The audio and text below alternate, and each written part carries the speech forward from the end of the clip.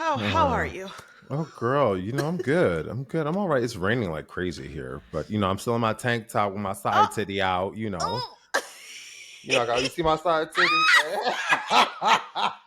I see side titty. I see taco meat. He don't come without taco meat. Shoot, that's a real man for you, girl. Please. Ooh, wait. No. Listen. Listen. Listen. Wait. I hate you for that. Let me fix it. Welcome back to Let Me Fix It, the podcast that says, hello and welcome back to Let Me Fix It, the podcast that says, do they have an eye for detail or this could have been an email? I'm Francesca Ramsey. I'm an actress. I'm a producer, a writer, and graphic designer. And I'm Delon Grin. I'm an actor, a singer, a photographer, a writer, and an educator. And this week's tagline comes to us from Jose, who is a multi-hyphenate in every sense of the word. He co-hosts the Drag Race podcast, The Mother Tucking Post Show, which I love that title. So good. He's a wrestling media personnel, a pharmacy tech, and a live streamer. Yo, talk about overachiever, right? Booked and busy. Thank you for that too true tagline. And please, more emails, less Zooms. Thank you very much. We are post-COVID. Yes. We don't want no mo. And if you'd like to send us a tagline, just email us a voice note to letmefixitpod@gmail.com and we might use yours in the show. Okay, class. This week, our movie-focused season continues with a film that everyone is talking about, and rightly so. That's right, we are finally digging into Ryan Coogler's record-breaking and history-making film, Sinners. The film has grossed over $237 million worldwide, making it the fifth highest-grossing film of 2025. And mind you, it's only May, and I feel like the numbers are just going to keep going up, okay? Okay, set in the Jim Crow South, it centers on twin brothers Smoke and Stack, both of whom are brilliantly portrayed by Michael B. Jordan. The brothers leave Chicago and return to their hometown of Mississippi in hopes of a fresh start, only to discover an even greater evil awaits them. Dun, dun, dun. At first glance, Sinners looks like your run-of-the-mill horror film, race film, right? Yeah. But it is so much more than that. It's definitely a period piece. It's giving musical theater at times. Yes. It's giving a musical. It also is packed with like mysticism, which was really interesting and cool. I love fantasy mysticism. And y'all, dare I say, this is probably one of the best films I've seen in a very long time. Definitely this year. So we're going to do what we do. We're going to review the film like we're doing all season. And then as usual, we're going to try our best to fix it. But we have to put a hard emphasis on try because this film's brilliant. It's just so fucking brilliant and interesting. Yeah. So friend, let's dive in. This is Sinners. Let me fix it. Now, class, we say this every week, but I'm going to say it again. This is your official spoiler warning. If you have not seen Sinners yet and you want to go in fresh, which I suggest you should go in just like with just open eyes and open heart. Exactly. Now is the time to pause the episode and come back once you've seen the film. Okay, let's get into it. And I mean run to this film, friends. Run. Yes. So setting, it's 1932 in Mississippi. The film opens with teenage Sammy, played by newcomer Miles Canton. We're going to get to this later, but Miles Canton. Have mercy. This is his first movie. I mean, the voice alone, not singing, speaking voice. What was that deep ass voice? Girl, said something jumped, something moved.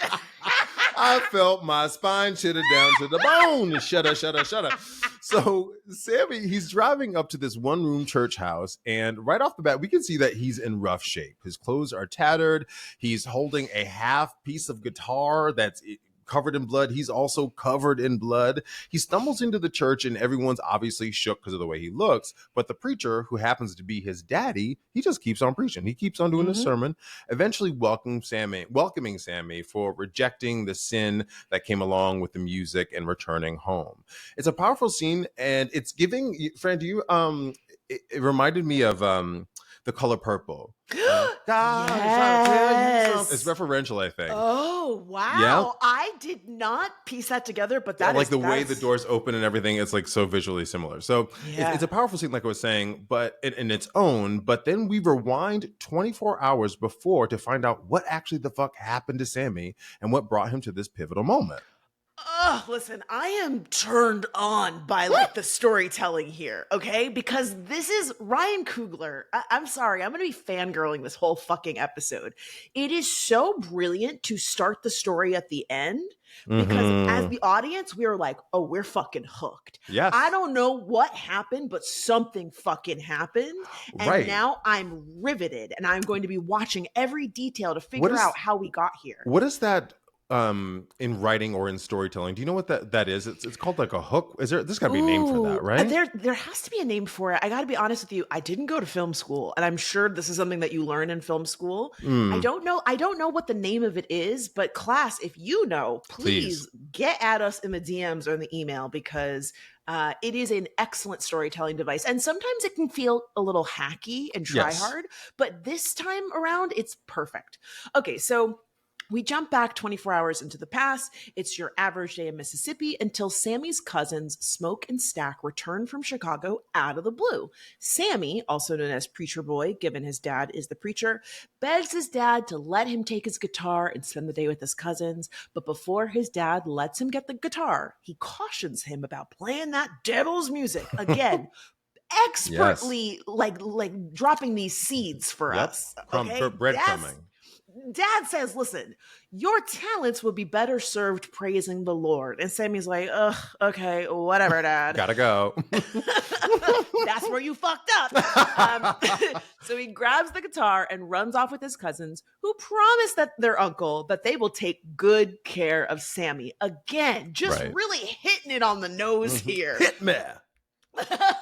But it's so good because you're like, oh shit, that's not gonna happen. Because also when you know story, Ryan's writing it and he's like, I know you know what I'm doing here, but we still bite the apple. We still get hooked no matter what. It's so satisfying because again, sorry to keep blazing this movie, but when the payoff is there, it feels so earned. And it's great because it gets the audience on your side. You know, there's still lots to be revealed, but as an audience member, we feel in on it. We're like, okay, we're going on this journey together. Well, and you also see the flawed moments of the protagonists, right? Because there are multiple, Sammy and Smoke and Stack. You see, like, that doesn't seem like that's a good decision, or something's got to come of that later. One of the other things I really love in storytelling is that when you do give the audience this much of I know what's going to happen next, when you subvert it, it is so fucking powerful. Yes. And I think that's also what he's doing. He's like, oh, I know you know that this is like a seed that I'm planting that's going to go wrong, but just you wait. You don't know what you don't know. You thought you did, but you have no idea. Was that me? It's you. Oh, my bad. I got into it. So Smoke and Stack reveal that they have plans to open their very own juke joint. With what money, you ask? Well, Smoke and Stack, they don't go into how they got the cash, but it's obvious that it wasn't legal. There's a lot of moving parts to opening a juke joint, class, if you never tried it.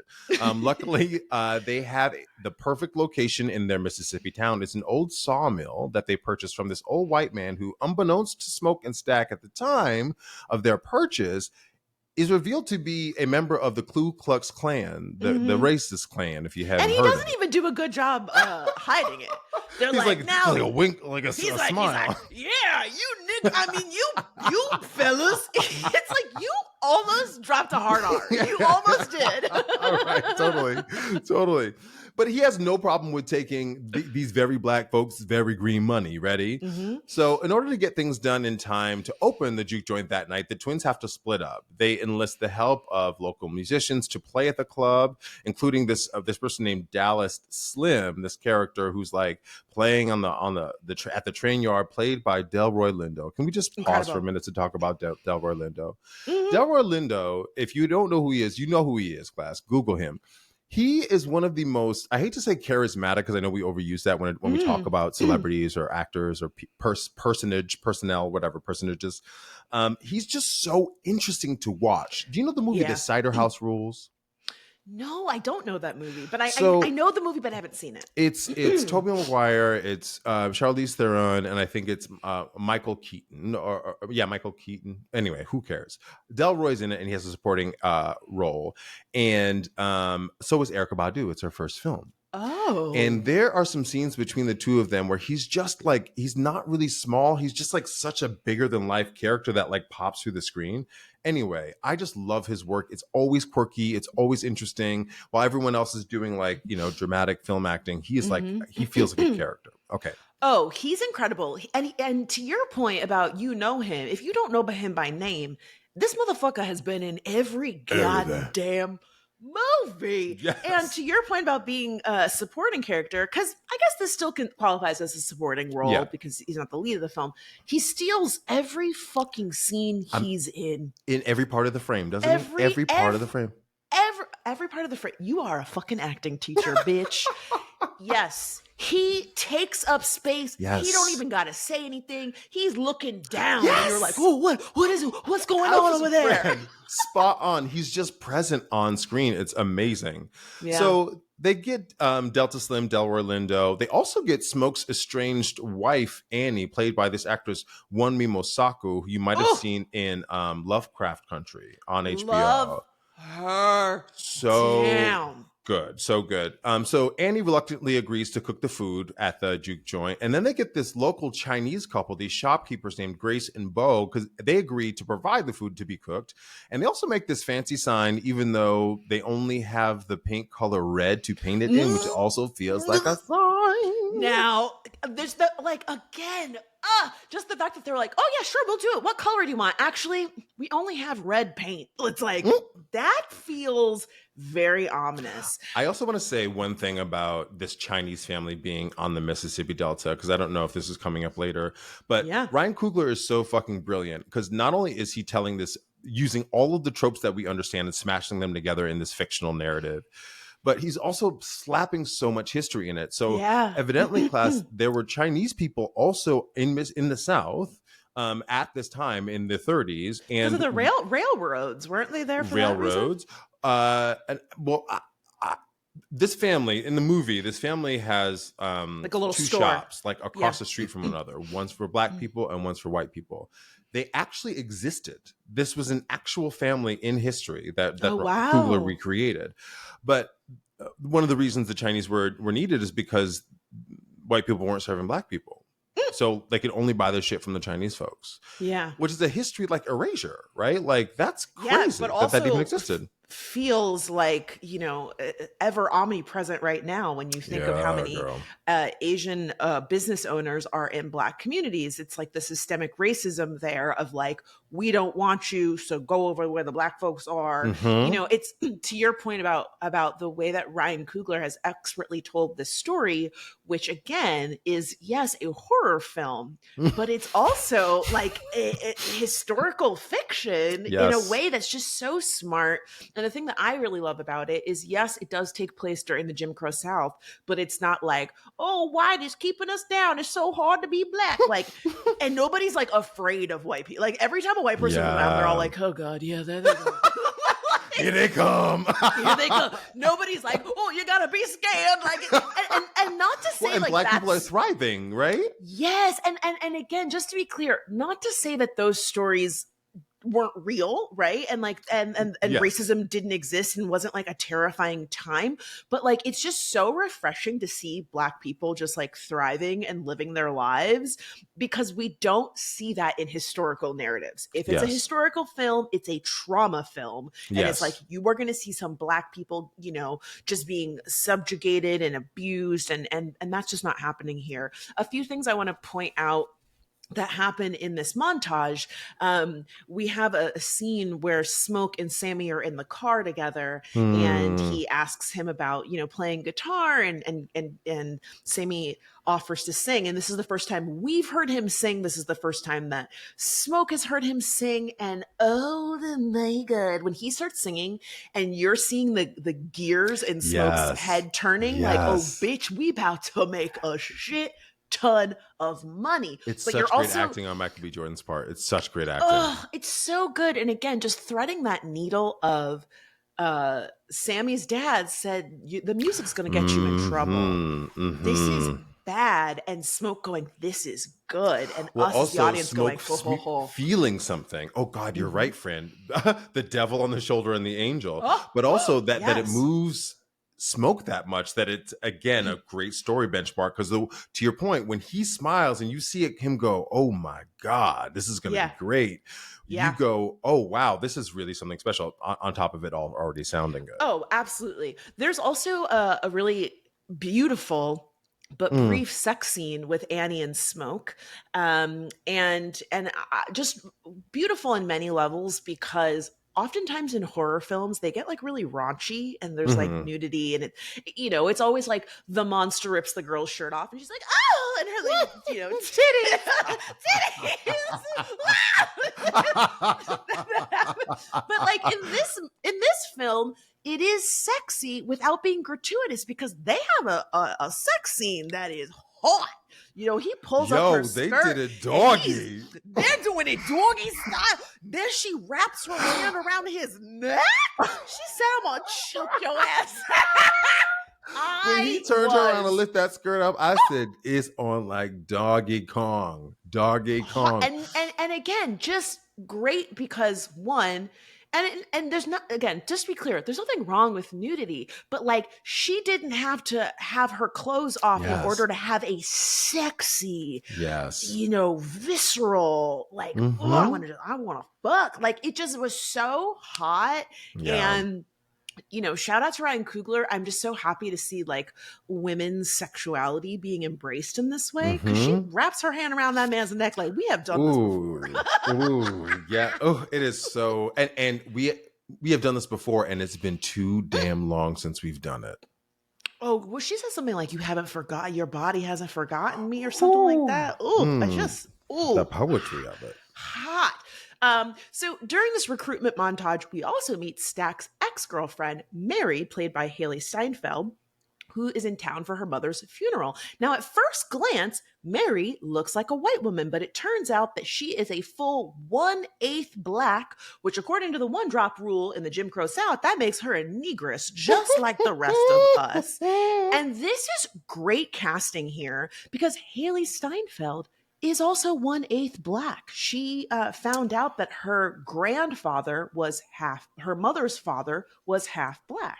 Wow. And so she has talked about in the press, in interviews for this film, how this movie helped her connect to her roots in a way that she hadn't before.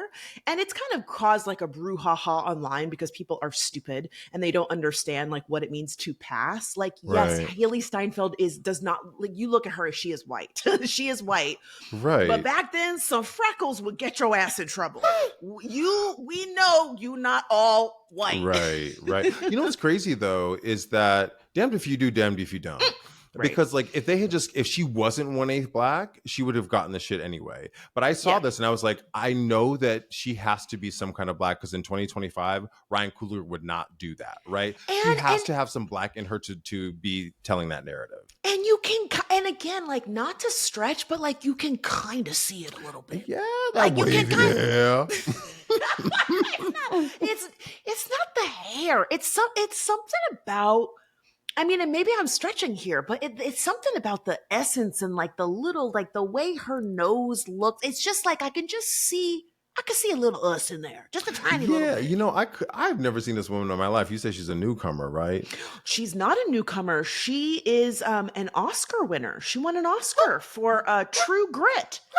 She's one of the youngest Oscar winners ever. Yeah, she was in. I God, haven't seen I don't this remember movie. who this woman is. She Yeah, I think she Was she a like kid? She was a child she when was she won she this. was a child. I think she was like 12 years Oh, old or something like wow, that. crazy. She's also a musician. She sings a song on the soundtrack. The song is Mm. fine. It's it's very Disney girl like. I am singing, I am talking. Dreams come true. She's not giving you vocals, Yeah, sure. She was in Pitch Perfect or Pitch Perfect Okay. 2, I think. Okay, So I definitely didn't see that one. So she's only 29 years old. I thought she does great in this role. I thought she was great. I loved her. So back to Sammy and the twins. They are scrambling to get the juke joint together. And for a moment, it looks like it might not happen, but they are determined. Tonight has to be the night or it will never happen. Again, really hammering this home. Mm-hmm. It could have been any other night, but Mm-hmm. tonight's the night. And we know that means it's going to end in disaster. Meanwhile, that same evening, we see a mysterious, battered and bruised white guy show up at a shack on the edge of town, begging for a place to hide because there are a group of natives who he claims killed his wife. The husband and wife, who are also clan members, they got a hood just posted up in the fucking corner. They're reluctant, but they let him in. Moments later, when a group of native men show up on horseback looking for the man, the wife lies and says she hasn't seen him. Now, this, again, just expertly done, because Mm-hmm. the head of the group warns her. That man is not who you think he is. If you have let him into your house, you are in trouble. But Mm-hmm. she's unfazed and also a racist. Yeah, it turns She's out. like, I'm not listening to this, cafe au lait man in front of me. No, no, sir. So she shrugs him off and slams the door in his face. But when she goes back inside, she finds the stranger is covered in her husband's blood after biting him in the fucking neck. Mm. Delon, So this this is shit the had first. me scared. This is the first instance where I was like, "Oh, I forgot that this was a vampire movie." Oh shit! Oh, Like that's when I was like, because it's so far into the film. Yes! It's so far into the film. I was like, "Oh my god, that's right! It's a horror movie. Jeepers Creepers." Mm-hmm. Yeah, that scared me too. You're so right about this. We've seen so much character development, so much backstory. We've really gotten to know these characters. And again, this is something that you and I talk about a lot in the films that we've reviewed. And I use the 6888 as an example. If you haven't listened to that episode, please do. We know so much about these characters that when they eventually die, it fucking hurts. Yeah. Versus in 6888, the homegirls get blown up in the car and it's like, oh, I don't even know who I was like, who were they? I don't know anything about those people. We know so much about these relationships, their families, what's important to them, what they're struggling what with, they've lost. All of it. and then it becomes a horror film. Yeah. I mean, to your point, we are far in the movie, and this is a lengthy movie. The movie's It 2 is. hours long. Doesn't feel like 2 hours long. Yeah. I also want to add how the film teases the vampire element without actually showing us. Like, we don't see the husband get bit. We just see that he's been bit. Like, Ryan Coogler expertly makes us know that this vampire thing is happening without showing us all of the vampire stuff. And I think that amps up how scary it is.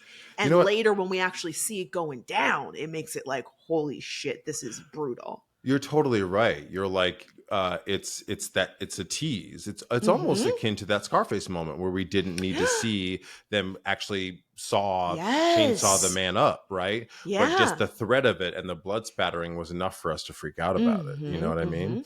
So that night at the juke joint, things go off without a hitch to start. There's a huge turnout. The food is delicious. The drinks are flowing, and the music is bumping. Okay, but so you gotta go. Ladies, leave your man at home. Okay. The 1932 version, right? Ladies, leave your man at home. Totally banjo. So Sammy breaks into the song and then begins to share his voice with everyone. And it is so powerful that it actually opens up a portal to the ancestors. This is where the mysticism comes in.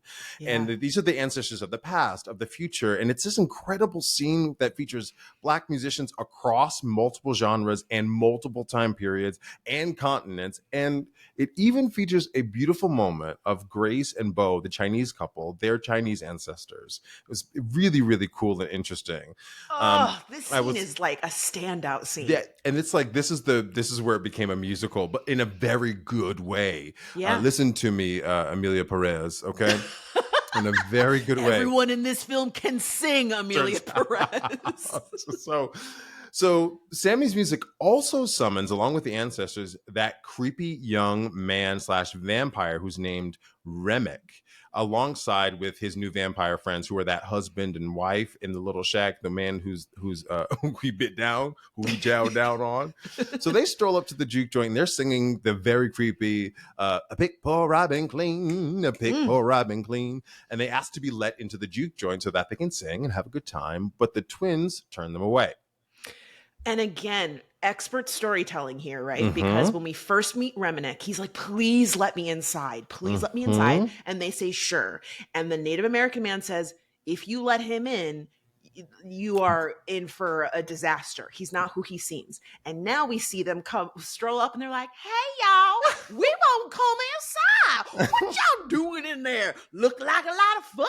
We want they are just so over the top. Right. And the twins and the whole crew are just like, yeah, we don't think so. And again, what I love about this is it's 3 creepy white people. And they say, are you part of the Klan? They say, no. No, we love y'all. We believe in peace and love and equality. And they're like, yeah, we still don't fuck with that's y'all. not the white people we know.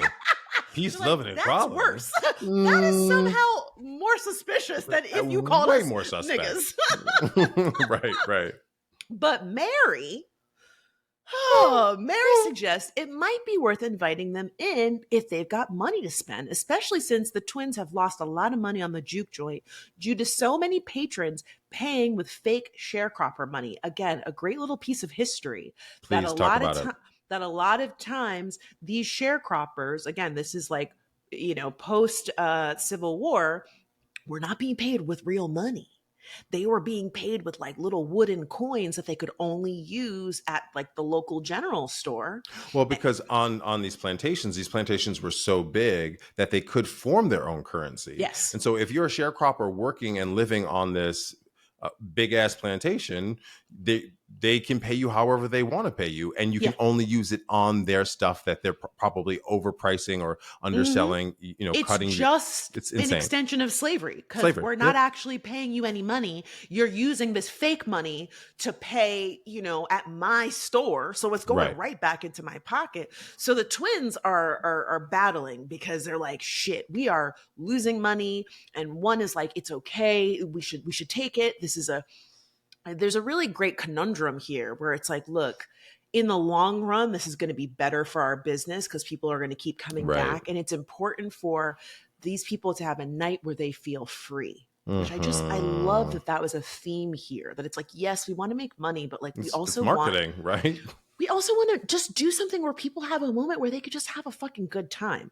So Mary is like, look, I look white, so they will talk to me. I will be able to sniff them out and see if they're actually worth inviting in. Talon, this is one of my favorite scenes in the movie, second only to, the scene where the ancestors are coming back. So the trio are sitting on a bench singing. It's creepy as fuck. And Mary strolls over to talk to them. And they're sitting under a street lamp, but their eyes are completely black. Did you notice this, Delon? I did not notice that. Their eyes they're kind of like in the shadow, but their eyes are gone. The 3 of them. They just have like these black eyes. And so Mary is like, I don't know, y'all are kind of creeping me out. And once they get a little too close for comfort, she actually shoots a gun at them and gets away, but it's not enough. As she scurries away, we see Reminick flying through the air, his eyes red, fangs out as he swoops in for the kill. And again, we don't see him bite her. Nope. We don't see him bite her, but he just flies behind her. I screamed so loud in the theater when it happened. I screamed. I was with somebody. I grabbed his arm so tight. I was like, "Oh my fucking god!" Because it's scary, right? And it's also it's creating so much story tension because Mary's gonna go back in there. Now she's a vampire. How does she get back in there? What is going to happen? As an audience, you are waiting for that other shoe to drop. It's really brilliant.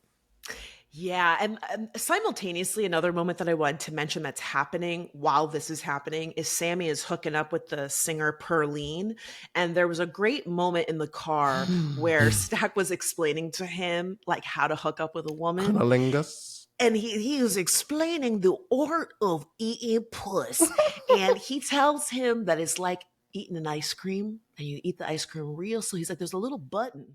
He said it's a button.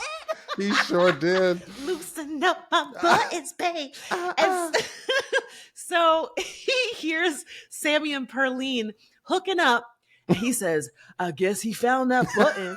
As she is in there moaning and groaning. It is such a stupid line, but it is so satisfactory. It's so earned. It's so earned. It's so earned. And again, this shouldn't be special, but it's just so nice to see a sex scene that is purely about a woman's pleasure. The bar is in motherfucking hell. But like to see a man be like, oh no, I'm an eater.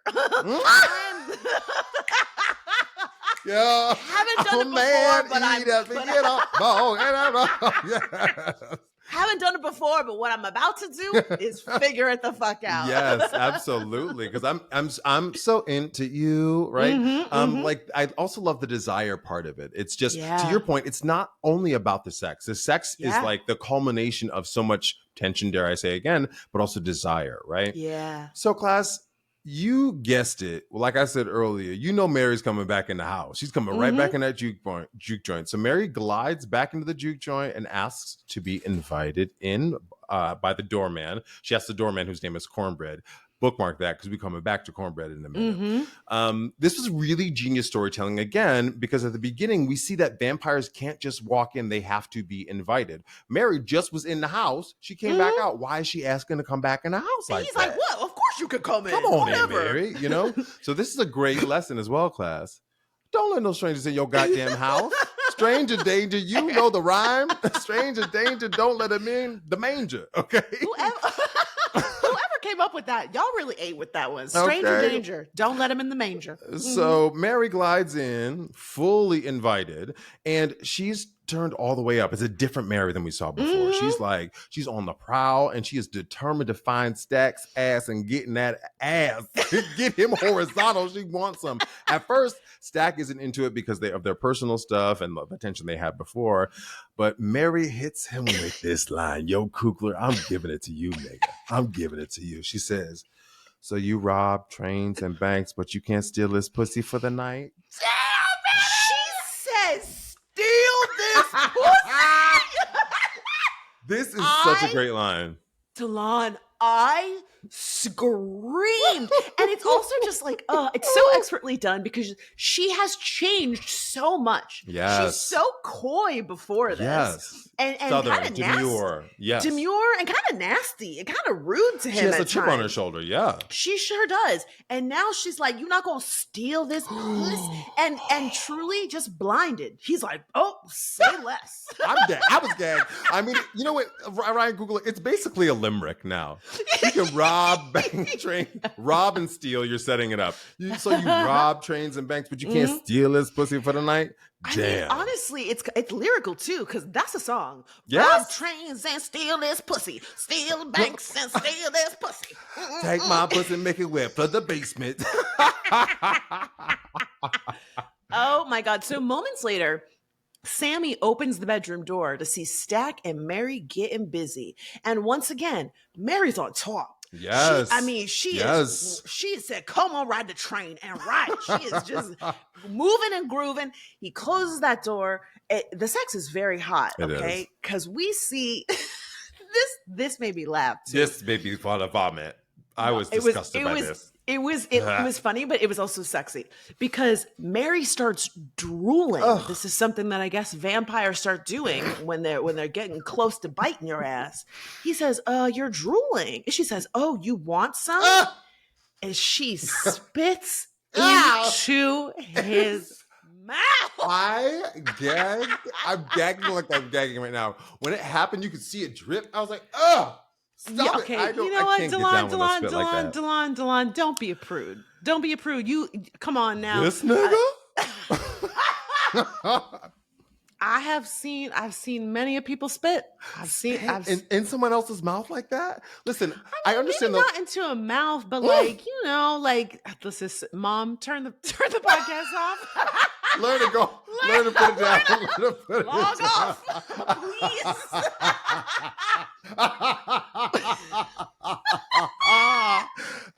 Oh my I have seen some things. I've seen some things. Listen, I understand like the lot. If you were saying this to me, I'd be like, "What? Like spit? Kissing is passing spit." I get Yes, it. it is. But the idea like a glob of like a dollop of daisies from someone's mouth into yours is like. Listen, here's the thing. I'm not saying it's not gross. What I am saying is when people are engaged in the act of coitus, some shit happens. You're stuff right. happens. You're right. And it was also, even though I knew like, okay, she's about to kill this dude, it was hot that he was like, yeah, bitch, spit in my motherfucking mouth. I mean, I'm sorry. Like, I'm so turned up and turned on. And it's the power thing. She's in control. Yeah. She is like, that's right. I'm gonna spit in your fucking mouth and you will fucking like it. You'll like it.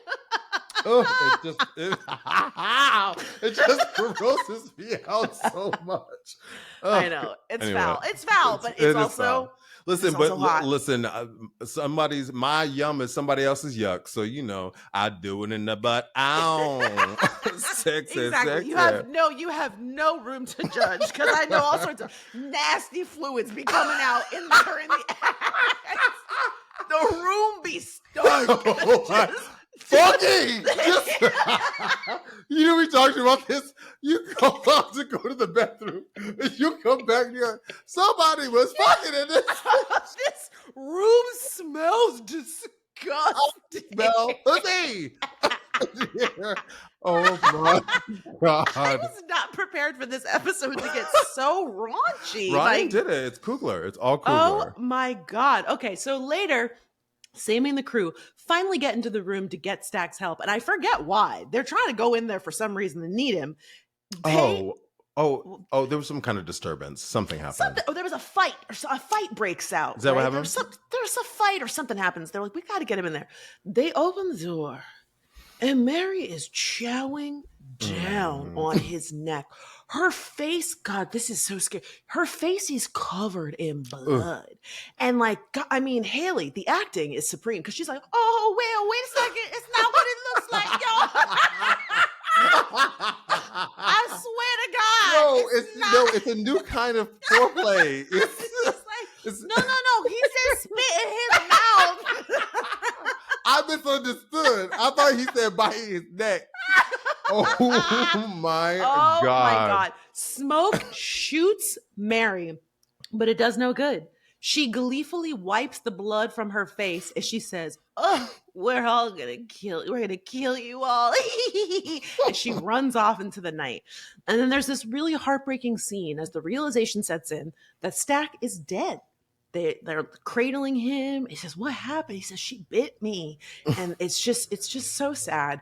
And the crew says, we got to close it up. The party is over. And you know what? This is like if the acts of the film are like we're telling the story, and then we have a bunch of inciting incidents with the horror part of it. The dark night of the soul. Yes, here is where like the third act of the film really comes in. So what unfolds is this monster in the house style chain of events class. Stack comes back to life as we know he's probably about to do, right? And it's obviously something is very different about him when he finally breaks through the door because they discover like we need to lock this door just in case something comes, because if Mary's they also a don't vampire, want anyone to go in there. They're also like, don't know. That's the reason. You're right, Fran. They don't know that he's about to turn into a vampire. They just don't. They don't want anybody to know he's dead because they don't want the party to be. Absolutely, my bad. Yes. So he comes back to life. It's obviously something's different about him.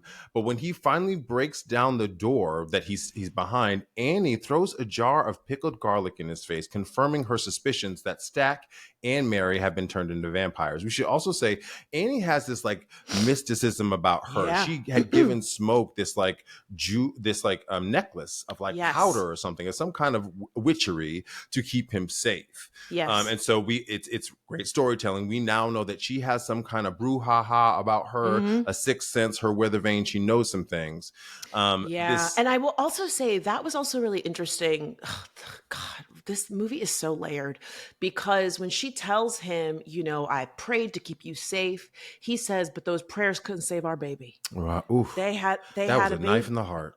Oh, it really was. And again, it's one of those things where like you can see both sides, which is like great writing, right? Because like, yeah, that was fucked up to say, but it's also clear that he's really struggling with the fact that they lost this baby. And like this is kind of hinting at part of their estrangement. But to your point about her having the sixth sense and the brouhaha of her, it was such a small thing, but it was so refreshing that when she said, yeah, they're vampires, everyone said, oh, okay, we believe you. No one was like, are you sure? Like, anytime horror film, a black person will be like, let's not go in. They'll be like, shut up, negress. We're going in there. Like, no one ever wants to listen and then to a that's black the first woman. bitch to die. Ready? Literally. And so it was so nice that she was like, I know what this is. And everyone was like, great. We believe I trust you. Annie. Annie be knowing some shit. Annie cooked the food in this bitch. Okay, she fried sure the fish. Did. So one of the things about this like third act or this scene, I think I call it a third act because it's all just in one location, what I think is so smart. And the monster in the monster in the house style thing is they are trapped. They cannot go outside. Right? It's such a tropey horror film thing, but it's done so well. It's really done so well. One of the things I want to point out that you have in here, Fran, is about Cornbread, who is the doorman. Right. So the doorman, Cornbread, at some point asks Delroy Lindo's character, I need to go pee or take a poo, whatever. Can I go out? And we now know as an audience that the vampires are out there because we saw the Mary thing and he's about to get bit.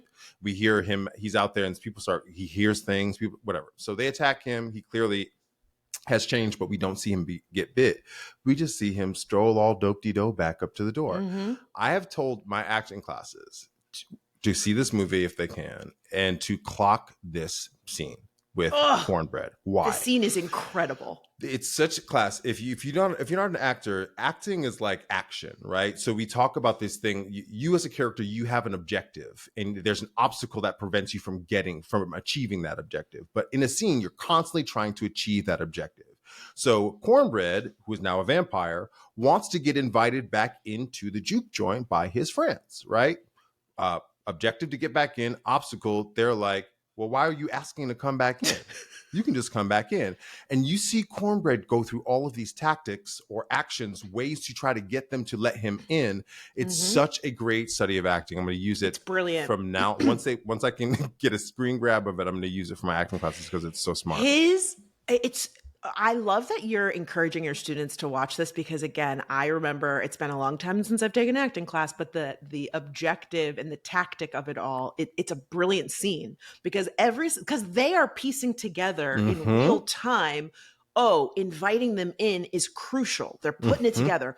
Obviously, Mary was invited in immediately, but we didn't invite those 3 white people in. There must be some connection here. And we're watching Cornbread get so fresh. He's like, come on, y'all. We all want to have a good time together. I love y'all. Y'all love me. We're going to dance the 2-step. And they're all like, just come in. Like, why do you need to ask us? Right. It was just and then there's like the moment where he asks him for some money or something like that. I forget what it is. He asked him for his pay. He was like, okay, tactics, right? Just getting invited in didn't work. And then he was like, okay, well, I think it's Smoke at that point. He's like, okay, Smoke, well, then just give me my money you owe me. Just give me my money you owe me. And they're like, he's hesitating. They're like, don't do it. Because a handshake or touching them is also a kind of invitation. Yeah. And Smoke concedes and eventually does it. Gives him that money and he almost grabbed it. There's a moment where we see him really go full vampire and almost grab him. I mean, it's just truly masterful writing here. Now, Delon, I told you this candidly. I was losing steam as I was writing this. So I just put together a bunch of bullet points to get us through this last act of some moments that I think were really powerful. and necessary for us to talk about. Reminick shows up with all of his new vampire buddies, including Smoke and Mary, and they do the Irish jig outside. And they're getting down. They are harmonizing, and they are blood dripping and smiling, and they're just having a good old fucking time. Ritual while everybody is inside, fucking terrified. I also thought this was really well done because in some ways it felt like the music was almost trying to lure them out, right? Like if you were at home and suddenly you heard people fucking harmonizing. Now, granted, the Irish jig is not my sort of music, but not gonna lie, they sounded good. So you'll be like, what's going on out there? Well, that part, it's also here. Tactics is the name of this, or the theme of this episode.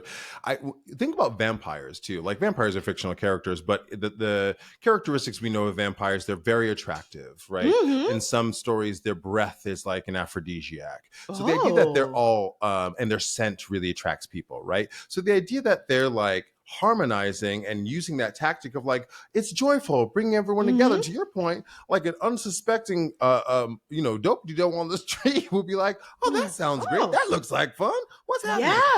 Yeah. Exactly. Oh my God. There's also a really brilliant moment where Reminick, who is an Irishman, which is important, he is trying to convince Smoke to come outside.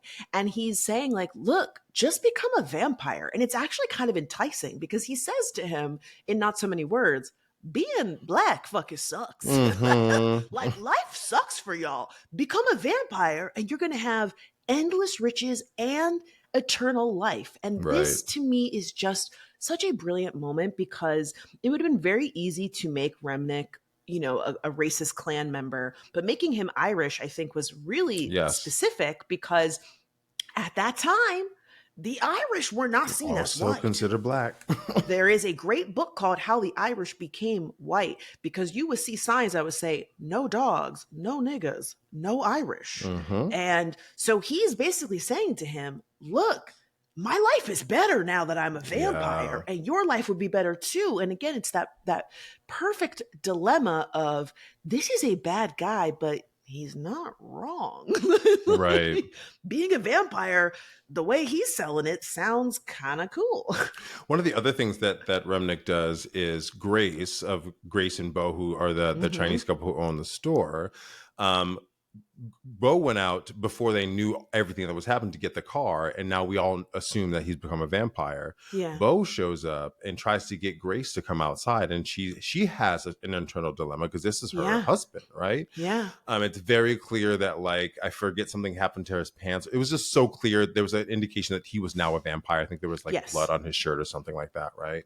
But they also have Remnick threatening to attack their daughter, who's back at the grocery store, right? To get Grace to come out, which is a good planting the seed, because I'm still mad at Grace, because Grace is one of the catalysts for the reason that the vampires come into the place and get them Grace eventually. Loses it. And yes, I'm mad at her, but I think I read something about the actress actually encouraging Ryan to make some edits to this scene to make her seem less like a fucking nut job.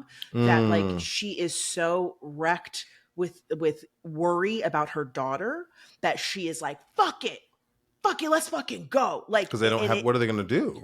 What are they going to do? And again, it's one of those things where you're like, oh, like, what? I was wanting somebody to, like, hit her over the head or something. She starts bitch out.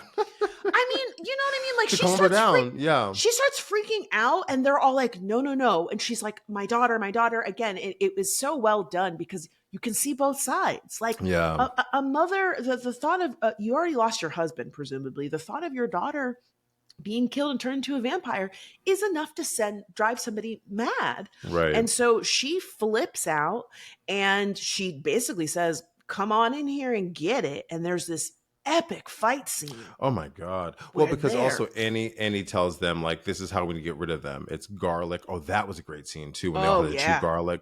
So Annie, has all these knows all this stuff about vampires, or some things more than the other characters do. And she tells them like it's garlic and a stake through the heart stake and through the heart. some kind of metal, right? But they go around at one point, class, and everyone chews garlic to make sure that they're not vampires, and it's tension building. Nobody ends up being a vampire, but you have questions. Yes, because 'cause Perlene is like, Perlene- she's like, I don't want to eat this garlic. And it's a moment of like, Girl, you better eat it. I think somebody says you better. Don't they hold a gun up to her? I think Stack does. Stack, yeah. Smoke. Yeah. Excuse me. Smoke puts up a gun to her and says, "You better eat it." Oh yeah, and then when Delroy Lindo has to eat it, he starts choking. It's so funny. Such a great scene. It's so Oh funny. my He God. also has a really great moment where he says, "Do y'all smell that?" And they said, "What?" He said, "I shit myself." Just a scene stealer. So good. All right, so there's this giant showdown with the crew and the vampires, and during it, Annie gets killed. And she earlier told Smoke, if something happens to me, please kill me. Drive a stake through my heart. She explains which was really, again, to your point about her having this like hoodoo knowledge. She explains that these vampires, essentially what happens is your spirit is left in like the in-between, that you haven't really died. You're still there. You're just trapped. And she says, look, I don't want to be trapped. If I get bit by one of those motherfuckers, kill me so I can go to heaven and be reunited with our baby. Really good story. She's waiting for us. It's just like this heartbreaking but beautiful moment. Perlene gets bit by a vampire. She gets bit. Also terrible. And eventually Smoke and Stack have it out too. Yeah. Oh, right? yeah. They have a bloody fight that you see happen a bunch. And one of the interesting things is after the sunrise is how all these vampires die. So they're basically essentially trying to hold out until sunrise. Yeah. We don't we do see that come to pass, right? Sunrise comes and all of them burn up and shrivel up and they're toast.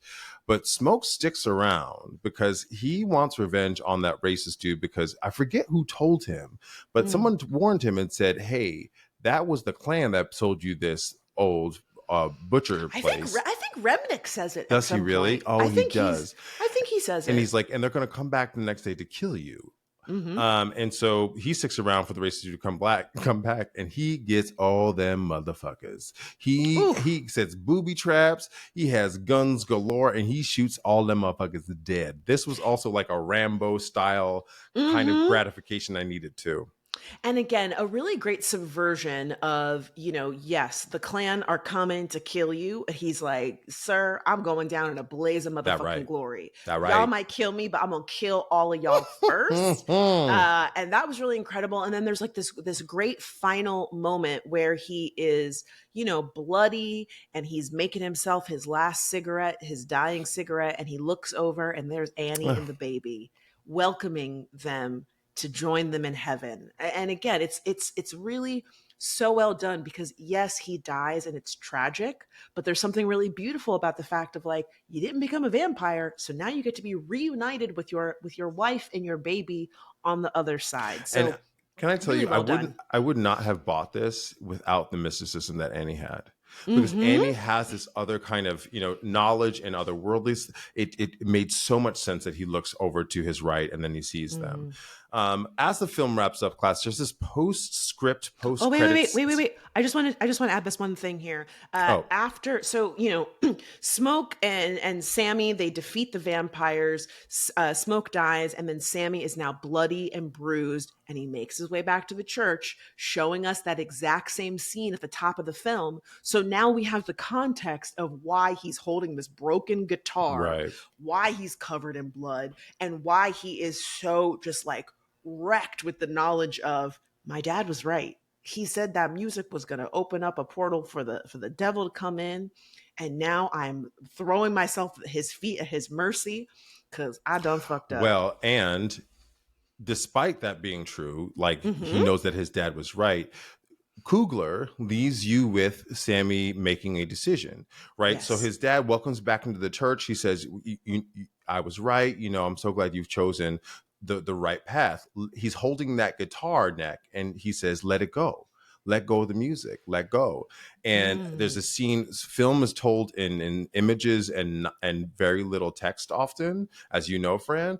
So this is one of the best parts of storytelling, where it shows you the end result, meaning like his dad is saying, Sammy, let go of it, let go of that guitar head. And then you see Sammy back in the car with Stack, and he's playing and singing, and you see Stack's reaction, and you go, he can't let go of it. Blackout. Post credits, there's this scene. We jump to 1992, and an 80-year-old Sammy, he's playing at a bar which is called Perline's, that he owns, named after the singer who became a vampire that night we fell in love with. That singer whose pussy ate. Lifting up my button, bang. It's really, really kind of a beautiful beginning of the postscript. After the bar closes, who walks in, Fran? Mary and Stack. I screamed. Me too. They are in full 90s gear, okay? Totally. Mary is giving door knocker earrings. Okay. She is licking on a lollipop. Her hair is up in a high ponytail. She's got baby, the baby hairs. And Stack, meanwhile, has a high top. He's wearing a Coogie sweater. Yeah. He's got a rings on his finger that spell out his name. I mean, just pure 90s camp.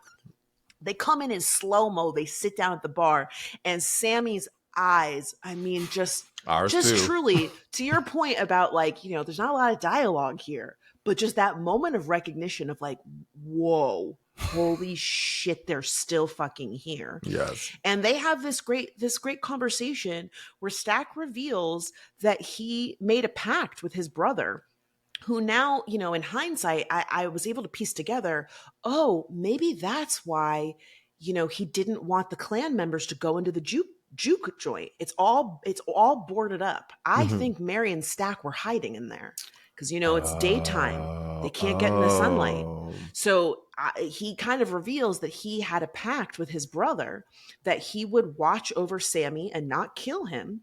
And I believe that in exchange, it was like, look, let me go. Because they have that final showdown. Yeah. And you don't know how it ends. Somehow he gets away. But there's a question mark of like, are they going to kill one another as they continue to fight? Yes. And I think what happens is they made, and again, it's just so beautiful because it's like, yes, he's a vampire, but it's still my brother. Mm-hmm. And they kind of had that whole thing going where it's like, should I kill you? I don't want to kill you again. You're still my brother. Like, you're my twin. We shared the womb together. We're the same person. And there's a beautiful line of like, that I think Stack says, like, he always took care of me, or I was always taking care of him, or something like that.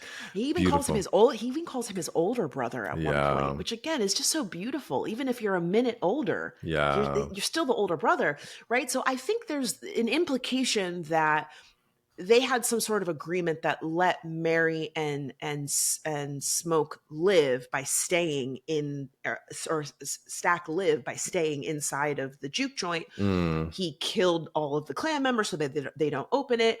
He's held up his end of the bargain, and so in exchange, they let Sammy live. And Sammy says to him, before everything happened, that day was the day was the best day of my life. And man, there's just something so beautiful about that. It's like, really, even after everything that happened, and to your point, Delon, about not being able to let the music go, we really saw his love of music and his talent being nourished. His dad was like, no, don't do that shit. And seeing how his music was able to touch people and spark something in them, even though it also conjured a vampire. He was like, all the stuff before was great. But it also goes to show you, like, how moving music is, and how like Coogler gives it so much weight that you can literally, so much power. One of the things that Stack asks him to do is sing that same song that he sang that night. I made me so nervous when that happened. So these two fucking vampires, I was like, why are they there? Why are they? Are they going to kill? Are they going to kill? Preacher boy Sammy. And he asked him to sing that song, and I was like, they're trying to open a portal. They're trying to open a portal. No, he just wanted to hear that song. And that was the end of the film, Oh my God. All right. So Delon, what worked? I'm obsessed with Jordan. I'm obsessed with this man. He is so fucking beautiful. He's so hot. He's so fucking hot. He does I've seen this before, like one actor playing two parts, playing twins. I forget the actor's name, who is a British actor. It happens all the time. Yeah. Are you thinking about the seminal film The Parent Trap starring Lindsay Lohan? The first person to ever do it. You know what? Lindsay Lohan was fucking. That's why she was a star, because she was so good in that movie. She was good in that movie. She was great. I thought he acted both parts so well. I thought that was really well done. Obviously, you have to like black people well. The lighting, the costume design, the production design was beautifully done. It was very well acted. Costumes were beautiful. My expectations were subverted, like I was talking about in the beginning. Like I thought I knew where the story was going. It scared the fuck out of me. I screamed in the theater. Right? It really hooked me. Everything worked. Everything worked. What worked for you? Yeah, I mean, I feel the same way. I really, it was so hard to avoid spoilers for this film because everybody was talking about it. And I saw this movie, we saw it like a week after it came out. Yeah. And class, y'all need to be better about this. You need to give people time to see a movie. You need to at least say, hey, spoiler. But I managed to avoid the spoilers. So I went in completely blind. And I was just delighted. Every single moment of the film was incredible. Honestly, I was depressed when the movie was over. I was sad when the movie was over. I felt a moment of transparency. I was like, why do I want to be a writer? I'll never write something as good as this. I had this moment where I was like, I am the worst writer ever. But at the same time, I do this too. I know you do, because we're the same. But at the same time, it inspired me so much. Yeah. I was just like, the fact that this was a historical film about Black people, but it was also a musical, but it was also a horror, but it was also about like voodoo and ancestry and like soul ties, and like it was just about so much stuff. Yeah. And it really felt like, you know, when you're feeding a baby vegetables and you do the airplane and you're like and you feed them the vegetables, that's what it feels like Ryan Coogler did. He was like, well, look at this vampire movie. Bam, Black people. Bam, history. Like, you know, wait. blues. The analogy, I was with you until we went to bam and punched the baby in the face. You were talking about... I'm not punching the baby. The movie is the airplane. I know, but you set up this fucking analogy and then you went to a violent metaphor. Yes, okay. You get me. What I'm saying is like he gets you with a vampire movie and he sneaks all of these messages in there and history and colorism and the one drop rule and like, you know, like I love that Black pleasure. historical fiction is his genre. Like Black historical or Black futurism, right? Excuse me. Yeah. Black futurism and Black historical fiction. I think it's like what else can we be? Who are we? You know, are his remit, it seems to me. What did you think didn't work? Honestly, I don't, nothing. Everything was great. I don't think there was one moment in the film that I felt like, now, come on now. I just truly, top to toe, 10 out of 10, no fucking notes. What about you? I do have one. I love this film. Just because, and it's less of a critique or what didn't work, but it just is par for what he did. So we talked about him setting up the characters, the relationships, the history, the familial stuff. There was so much that he had to set up to make us care about the characters that there was a point I was like, wait, what is this film about? Like, where's the event? Where is the event of the movie? Because it took us so long to get to the vampire part of it, because of the way he set it up. At one point, I did question. I was like, wait, what is this movie about? What is happening? And then it was like gangbusters once it happened. It just took us a while to get there. It did. You know, you're not wrong. I think for me, even though it did take a minute because the movie was long, I felt like it was so well earned once we got there that I kind of forgot that it took us an hour to get there. So yeah, I hear you. I just at one point I was just like, I don't know. Again, where's the event? Like so that I know why I'm learning all of these things about all these people. You know? Yeah. What surprised you about the film? What surprised me? I think I was surprised left and right. Because I was looking for the event, I was surprised by it being a vampire film because I was like, that was a spoiler that I did run into. And so I was like, all right, it's a vampire movie. Holy shit. No, wait. Oh my God. Horror. Yeah. The referential stuff, like the stuff, the color purple, juke joint, that kind of stuff. Didn't surprise me, but was really enjoyable to like my heart, you know? What else surprised me? Delroy Lindo's performance was really good. I think those were the highlights of what surprised me. What surprised you? The music. I had no idea it was musical. And maybe I should have pegged that Sammy was going to start singing because his speaking voice is so low. It's so low and oof. Oh my God, when he started singing, like just the music really blew me away. And I really, really loved that about it.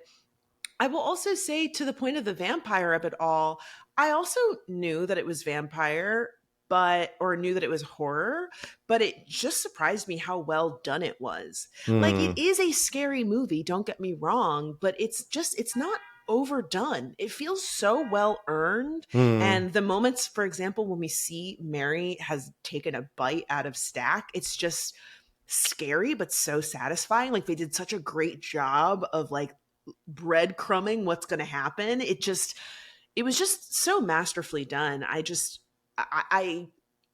I gotta be honest, I've encountered some people in the wild who've said negative things about this film, and it just makes me see them differently. I'm like, you're an idiot. You're an idiot, and you hate Black people. Got it.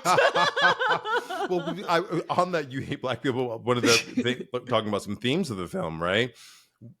This might be too much of a stretch and being a little bit too dissecting it too much or being too analytical about it. But it did seem like the entire film was a metaphor. The idea that white people are these vampires and there's so much music in the film. Don't let them into your spaces. Okay. And Native Americans are also coming and saying, hey, y'all, don't let them in. And they said, y'all don't listen. Yeah. They said, we know the shit. We've seen them. We know how they do. And your racist ass won't fucking listen just because they're not white. Metaphor. I think this is a metaphor for race all around. It's very, very interesting. Stop inviting white people to the cookout. That's that's the subtitle of the film. They put raisins in everything. The raisins will kill you. Let's talk about Ryan. Or wait, do you have any more themes in the film that pulled up for you? The ancestral ties, I think, which you brought up about like the hoodoo of it all, and you keep saying hoodoo. You mean, is it the voodoo? You mean? Hoodoo, voodoo, what you want to do? It's all of them. It's all of those things. But I mean, I think you hit the nail on the head in that this is a film about ultimately Black joy. Even though it is a horror film, which seems like to be like in direct contrast, the scene of them dancing and the ancestors joining them, and like the way that the music opens this portal, and the themes of like Black people deserve a night where they can just be free, was just so powerful, and one that has just really, really stuck with me. And that we carry so much trauma. Just, like there is the scene where Delroy is talking about his friend that was murdered. And it's, again, we don't need to see the murder happen for it to be super powerful, and for him to talk about how it stuck with him. And he is so moved that he starts singing, and he's, brought to tears. It's this really powerful moment of like how music is a way to soothe ourselves, but also to connect to our pain and to communicate who we are. I mean, it's just so powerful. And I really, really loved that. And I think, to my point about feeling depressed, I think it was just a moment of like, wow, I want to make stuff that makes people feel like this. Yeah, I hear you. I absolutely hear you. And it's, I mean, to how it takes a long time to create masterpieces like this, right? Like, but I just want to say that to both of us, because, and to everyone else listening who has an artistic endeavor that they really want to, embark on, or if you consider yourself an artist, it is hard to create things that people connect with, but you just keep chipping away at it, and hopefully you will find an audience and they will connect to it. But keep it chipping away at it, and telling the things that move you. You know what I mean? Because you'll get there. Even we all can't be Cooglers, but we can we can be a Ramsey and a Grant. We could do that. All right, now that we've gone over Sinners, it's time for us to try and fix it. But first, let's take a quick break. And we are back. Delon, is it okay if I go first? Please. All right, so it's obvious we love this movie. There's really not much to fix. I will say that Ryan Coogler has said that there's not going to be a sequel or a prequel. He's not going down that route, and I don't blame him. But I will say, if the opportunity arose, I would love to see a film about the Native American vampire hunters. How did they just... Delon? Yes. Because here's the thing that I feel like people have not really touched on that really got my mind going, is when Remnick shows up, he's running from the fucking vampire hunters. Right. He is scared. He is like, please let me in. They're coming for me. There's a reason he was scared. Those Native Americans know how to fucking kill those vampires. Mm-hmm. Well, it was also day. So he was also sizzling. So he was weakened, right? And the vampire hunters knew that. They were like, we got to get him right now. Oh, yeah, but they were also on his ass. They were coming. He was running from them, okay? Right. So I want to see that movie. What was the first vampire that showed up, and how did they suss him out, and what happened? And, what are the secrets that they know about fighting vampires, right? And also, like, their music being a portal, and, like, how they connect with their ancestors to figure out how to fight the vampires. I mean, there's just so much there that's like very ripe for unpacking. And I also think, again, what this film does so expertly is include all this historical context. We need more Native American stories, and we need Native American stories that aren't about white them people being dispossessed, ready? Them being displaced and being murdered and raped, and the trauma porn that we often get with historical Black narratives. Right. We often get with Indigenous narratives, and also we need Indigenous actors playing Indigenous people. No white people in brown face, in red face. I'm so sorry. I mean, we owe them. We owe them.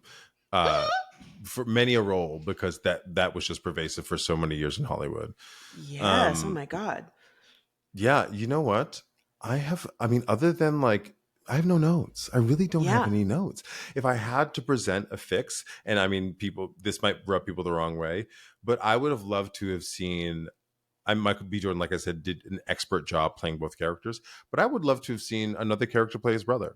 I would have seen another actor play, and still call them twins. They could have been twins, fraternal twins. Yeah.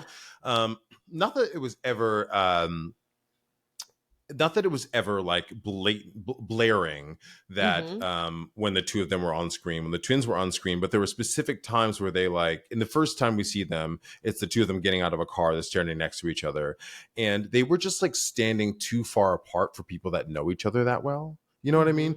Even if I don't know you well, it's like they were standing so far apart. And I was like, oh, that's where they're smoking the cigarette? Yeah, it's just like a filming thing that they had to do. Right. And so it's so granular. That is so specific. But I would love to have seen like another relationship develop with a different actor, right? Well, and I'm going to piggyback on that and say that some of y'all were getting a little loosey-goosey with your fan theories, saying that Mr. Jonathan Major should have been in this movie. And I just want to say that just because that man dresses like he's a fucking train conductor doesn't mean he should have been in this movie, okay?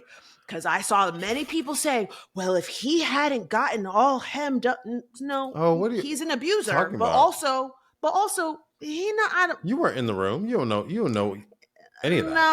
No. But also, Michael B. Jordan is Ryan Coogler's muse. That's his boy. He said that he wrote this with Michael B. Jordan in mind. He has been the center point of every film that Ryan Coogler has done since he won Sundance at 24 years old. So, they have an incredible relationship. So to your point, maybe we could have seen two actors, but it should not have been Jonathan Majors. So Y'all are anyone really saying out here that, trying to like do Jonathan Majors' PR I don't know why. job, and y'all are really being like, well, he deserves a chance. No. No. You know what I'll say? Go away for a little bit. Go away for a little bit. Get some therapy, and then Forever, and then, forever, ever. Forever, ever. Why don't Totally. we get, you know what I mean? Listen, Not to go on a detour here, but we got a lot of talented people that have never put their hands on anybody. Why don't we Yeah. give them a fucking Yeah. chance? Being an actor is not a fucking human right. You could go home with your fucking Marvel money and live a very cushy rest of your life. Yes, I some hot tea. I met somebody that went to school with him. Another actor who was talking about how, he was not great then, and then he left school and like really the head just blew all the way up, and he started drinking his own Kool-Aid. I also have a friend that went to drama school with him and said something very similar before all this shit happened. She pulled me to the side and she said, "What do you think about him?" I said, "I don't know. I mean, I watched Lovecraft Country and I couldn't get into it. I don't know. Very in contrast to this film, it felt a little bit too much like the racism was scary and awful in the film, and then they also added supernatural stuff, and it's like the racism was scary enough. Like, I don't need the aliens and this magic powers and stuff. I didn't really know where it was going at some point. It just was like kind of all over the place, but I loved it. I really loved it. I couldn't get into it, so I didn't really watch the show. But my friend who went to school with him was just like, "Ugh, it just grinds my gears that he's having this huge career because he's a fucking asshole." And I was like, "Really?" She's like, "Oh, he's like one of the worst people I ever met." And I was like, "Wow, are you serious?" And that was like way before all the fucking stuff came out. So all of that to say, people want him in this movie. I think just because he has bad fashion sense. He's always wearing fucking overalls. You're so stupid. You know what I mean? Like loafers. You said to me years ago, Fran, before we even had the podcast, like I'm a little Pollyanna sometimes and a little hopeful, and I was like, I just believe in karma, comeuppance, and I think what the context of it was something with Trump. And you very soberly, and I mean, I'm sure things might be different now because you were a different person then, but you very soberly were like, even shitty people have great things happen to them. This is a great example of like a lot of shitty people have great things happen to them, and sometimes karma don't catch up with them yet, I'm gonna say. But yeah, I mean, I still unfortunately do think that. I think, oh God, we are really on a detour here, but like, I think if you're a bad person, I don't think you're ever really happy. I think people that are bad people, yeah, they're chasing an external thing to replace something inside of them, and that doesn't negate them being a terrible person. But I don't think that terrible people, whether it's Donald Trump or Elon Musk or Jonathan Majors, I don't think they're happy. No. I don't think you can be happy, even if you have all the money and all the power and all the fame and the blah blah blah.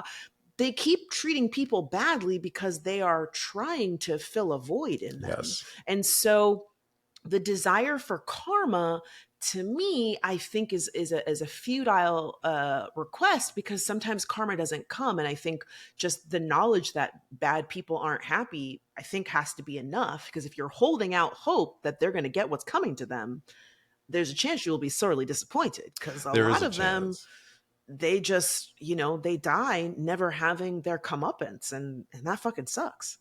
Right, and then the rest of us suffer in the meantime. I mean, the three men you listed are having some shit happen to them, so I'm just hoping that it really sinks in with the Trump. But listen, the day that motherfucker dies is going to be a good day. Oops, the jokes, do a praise dance, the memes. Oh gosh, I can't wait. All right. Now it's time for everyone's favorite segment. Now it's time for everyone's favorite segment, the Glow Up, where we give props to those who've turned themselves around without our help. But first, we already took a quick break, so let's just move on to it. Yeah, Dawn, you go first. All right. So I haven't been to Cowboy Carter, but I've seen all the videos, and my Glow Up goes to Blue Ivy Carter. Yo. I know you have something to say about Cowboy Carter, but listen, I'm not going. But I've watched this little young woman do these dances, and Fran and I We both went. If y'all didn't go to Renaissance, you saw the videos of her dancing. You saw the movie at the theater where Beyonce talks intimately about how, she wasn't going to let her daughter do it, but Blue kept saying it and kept asking. And Beyonce said, you can do one performance if you work really hard. Blue worked really hard and they let her do the performance. And then the internet went crazy and people were talking junk about how she couldn't dance. But they kept letting her do the little segment in Renaissance and dance with her mom, and she got better and better and better. We saw her get better, and now she is out and she did the Super Bowl. She tore that up with mom, and now she's on the Cowboy Carter stage. Like, yo, the way she has grown as a dancer and a performer, I am a stan, Blue. I'm a stan. It's beautiful. Go ahead, girl. That's my glow up. Oh my God, what a great glow up. Let me tell you, as somebody who was out Cowboy Carter, when I saw her, I was like, is that Blue? Because she is 13 years old. She's taller than Beyonce. Is she really? She's taller than Beyonce. Wow. And the poise and the confidence, I was like, what? That can't be her. And I had that moment that like our parents always have where it's like, I remember when your mother was pregnant with you. Like, you know what I mean? Like, I'm seeing the moment that Beyonce revealed her baby bump and like how excited we were. And just like, oh my God, we're watching her grow up in front of our very eyes. And she is fantastic. She's so good. There's so many clips of like, she has like this great moment where she, reenacts Deja Vu, Beyonce's Deja Vu performance, but she's in a lot of numbers where she's not the focal point. Yeah, she's just a backup dancer. She's just a backup dancer and she's doing so fucking good. And there's been a lot of speculation about like, oh my God, what if Blue's gonna drop an album? Like, is she, and let me just say, if Blue can sing, it's fucking over. It's fucking over for you hoes. Y'all are done. Y'all are done. No, y'all are done. What if she raps? What if she has bars? I don't know. Whatever it is that she's going to do, it's going to be incredible. And I just, to your point about a glow up, it's weird to feel proud of somebody that I don't know. No. But like, shout out to Beyonce, because this is how you do nepotism. Yo. She said, you gotta work. You gotta work hard. Nobody's handing you shit. You are in rehearsal. You are out there doing the one and the two, cat, and you're gonna earn your spot. That's also a black mama for you, though. Because a black mom's going, no. Not only did I have to work hard, but I know how hard you're going to have to work, even though you are a billionaire, excuse me, even though you will inherit all of this money, right? Oh, yes. Yes. I know how hard you're going to have to work. Someone else said this, and I thought it was just chef's kiss, that Blue Ivy will be to Nepo babies what Tracee Ellis Ross is to Nepo babies. Ooh. That she, whatever it is that she decides she's going to do, she will have such an immense talent and poise and confidence and success that there will be people who will grow up not knowing that Beyonce is Blue Ivy's mom. Because they will go, that is just a talented young woman. Because that's how we all feel about Tracee Ellis Ross. Yes, her mother is Diana Ross, but Tracee is fucking hilarious and beautiful and stylish and has incredible comedic timing, but is a great, a dramatic actress in her own right and can sing, or a Maya Rudolph, right? And to your point, the common denominator is black moms. Black. You have a black mom. For real though. It's so true. This is like, you can't be out here just doing any old thing. It's also a protective thing. It's also protection because that like our Nepo is not their Nepo. Yep.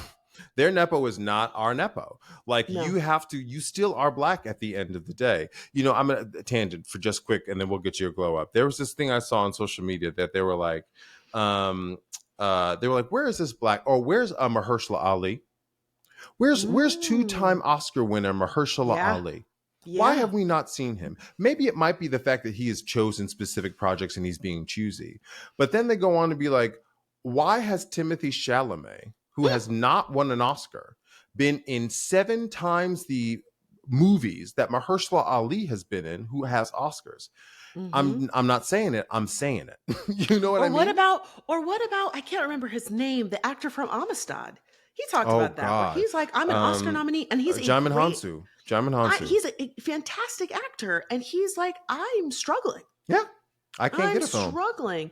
I mean, listen, Shonda Rhimes, shout out to her, because that scene in Scandal where Papa Pope says to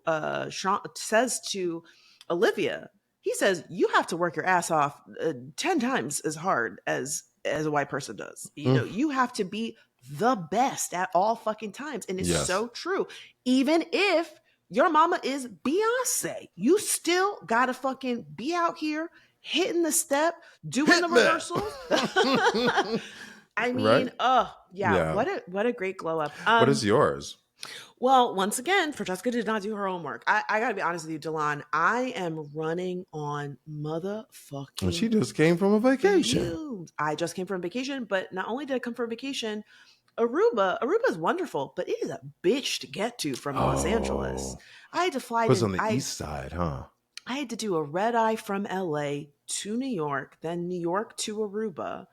And so I was flying all day, and I flew back, Delon. I worked on the plane because I put out my mariachi video, but I also had a call back. And I also, we moved this around because I was just I've just been going from dusk till motherfucking dawn. And so, I'm proud of myself for getting this fucking outline together. Cause let me tell you, I was working up until the 11th hour. And so, I'm going to say Blue Ivy is also my glow up. You know what? I'm going to give you your glow up. Class, Fran was talking about having her own class, her own social media class for months to me. Yes. And I think she might have mentioned it on the pod. And you just did it. You just had a full week. Or was it 2 weekends? 2 classes. Yeah. 2 classes where you did it. That's a glow up, girl. I'm giving you your glow up. Oh, thank you so much. It was awesome. If you missed it, don't worry. I am going to be offering a replay of the class. I had 65 students, which is incredible. And, amazing. And, on the glow up tip, to reflect it back to you, friend, I have so much respect for you as a teacher, because I don't know how you teach a full day of class and come do the pod and then go to rehearsal and then be in a show. I did 2 classes. When I finished, Delon, I laid on that couch and I was done. I didn't want to do anything. I didn't want to talk. I didn't want to think. I just wanted to veg out. It was it was wonderful, but it was so draining. It's exhausting. Oh my also, I God. can't doing it on Zoom. I also teach privately on Zoom. That's also exhausting because you said this to me via text or via voice memo. You're doing it, but you don't get the energy of their feedback or their laughter or their response to keep you going. No. So it's just kind of like a lot of and you know me, giving energy. I feed off a joke. If you laugh at a joke, I'm like, oh yeah, I'm just like, I'm giving you the next one, and it's so dystopian to be sitting in an empty room being like, and blah. I don't know what y'all think about that. And it's just like a thumbs up that you see on the screen. You see nothing. I turned everything off because I didn't want to be off. I didn't want to be distracted. I see. Because I had a lot of notes and data, and I had pictures, and I had so much stuff going on that I was like, if I can see people doing emojis and stuff, it's gonna throw me off. Yeah. I didn't look at the chat. I was just in it to win it. But oh my God, it was so hard. I learned a lot. I'm really proud of myself. One thing I did, I fucking bodied April. I kicked April's ass. You really and April did. kicked mine back. You work hard, you work hard. Okay. All right, class. Now we want to hear from you. Would you let Mary spit in your mouth? Let us know. You nasty motherfuckers. You nasty motherfuckers. You let that bitch spit in your mouth. Or would you let Michael B. Jordan spit in your mouth? That's now, the wait real. a minute. Now wait a minute. You little slut, Delon. You know you would. That big old man. You would slurp I would it, right? suck it right down. You hear me? Oh God! I just needed the right puzzle piece. That's all I needed. This episode is so fucking horny. Okay, or maybe you would like to suggest a TV show, a celeb, or a brand that we should fix in a future episode. Hit us up on Instagram @FixItPod or email us lemmefixitpod@gmail.com. Also, we know you know, but we got to tell you anyway. We have a YouTube channel, youtube.com /@FixItPod for our faces, this uncut raw unedited, unfiltered, because it's never filtered on the pod anyway. Please get at us on YouTube if you so desire. And if you enjoyed this episode, as always, please be sure to give us a rating on iTunes, Spotify, Amazon Music, or your favorite podcast app. I'm DeLon. And I'm Francesca. And this was Lemme Fix It.